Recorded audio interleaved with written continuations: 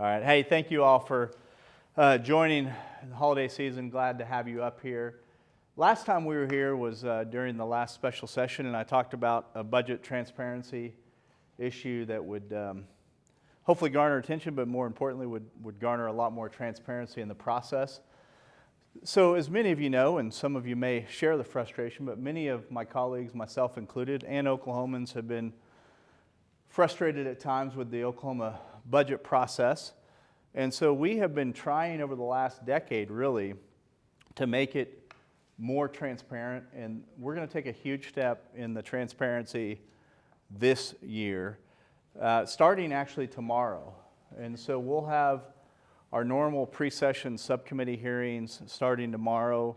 Tomorrow will be General Government and Transportation chaired by Senator Haste.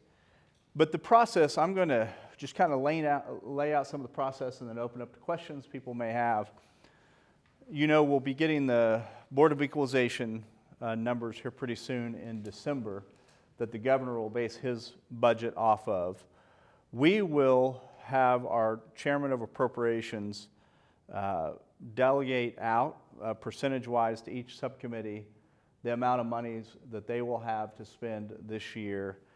And we'll have true budget hearings, not just check-the-box budget hearings, where the subcommittees will control the budgets of each one of those agencies under their purview, and then go before the full Appropriations Committee and advocate for a budget, the Senate position on the budget in an open meeting, not in a closed-door meeting, where they will be able to take questions, debate, and have a voice vote on something that will eventually end up probably the 7th week of session, so that Monday of spring break, culminating in a resolution by the Oklahoma State Senate stating the position in a very public manner what the Senate budget proposal will be.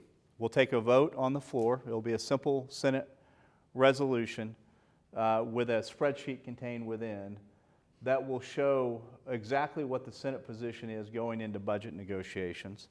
So how will this change the world out here? Number one, you'll see a lot greater attendance at the subcommittee hearings. You'll see a lot longer meetings.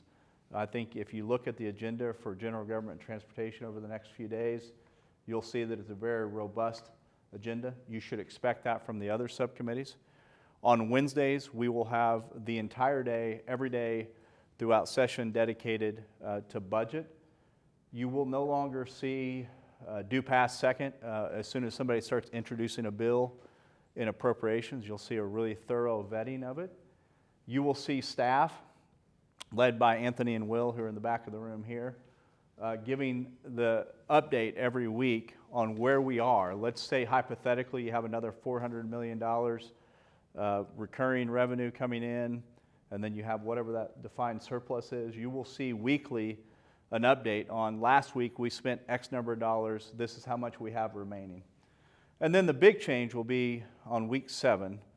You will see a resolution that really gets vigorously debated, vigorously questioned, and that will be the starting point of negotiations with our counterparts. We will not be having negotiations prior to that with the House or the governor. We will be vetting out what the appropriate position is for the Senate, and not just on new revenues, but on the base budgets of every state agency as well. So I'm excited about it.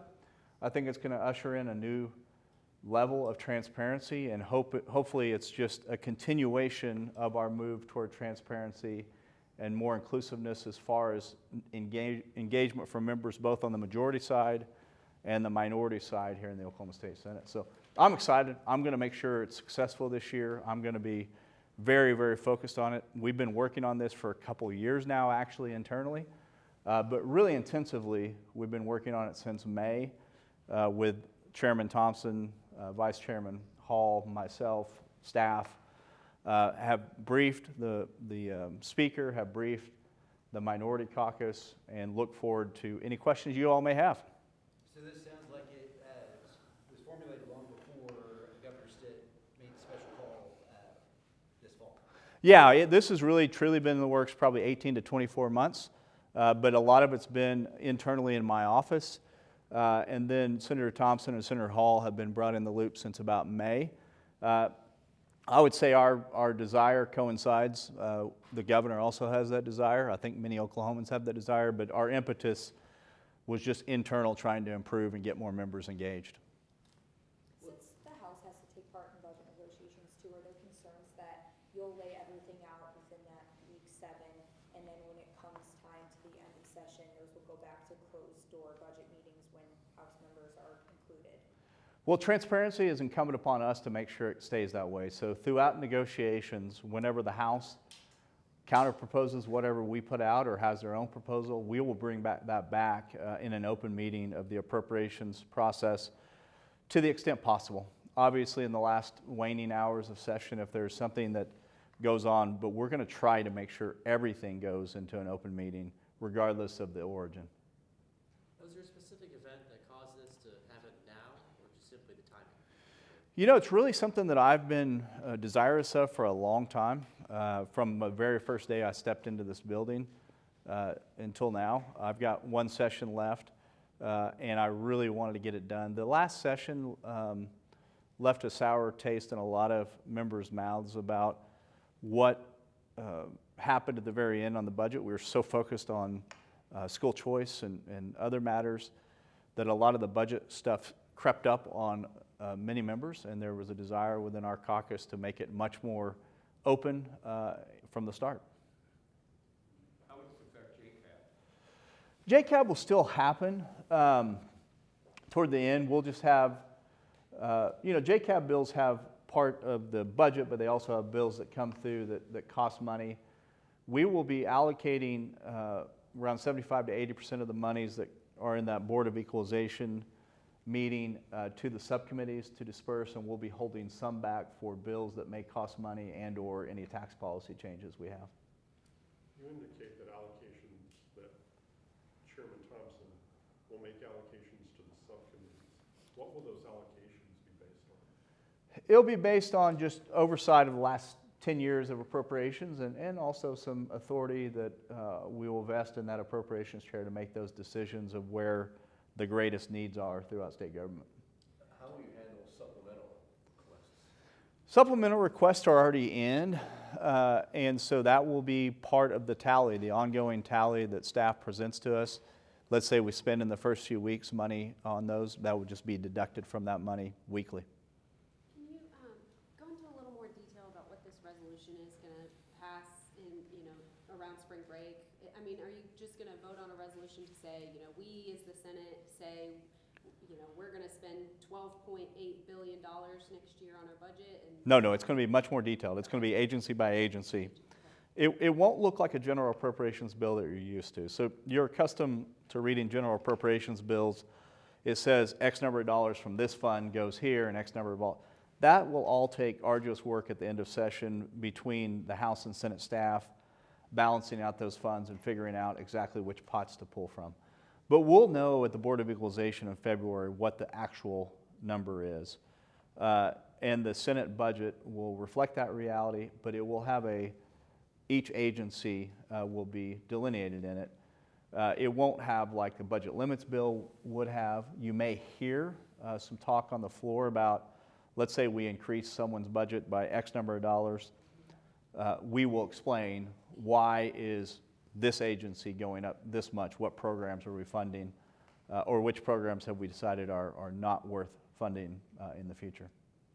Is there any concern that this extra time and resources to this will, in some cases, could be worthless because at negotiations it might go off the table for some parts of the budget?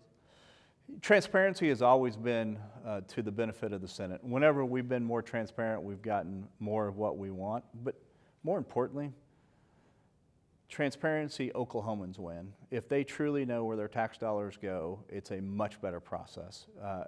So are there potential downsides? Do you lose some leverage at times? Yes, but you gain trust of the Oklahoma people, and that's worth a lot more than any leverage you could have. This is obviously going to be your last session. Do you have any hopes that this type of budgeting will continue in the Senate and next leadership?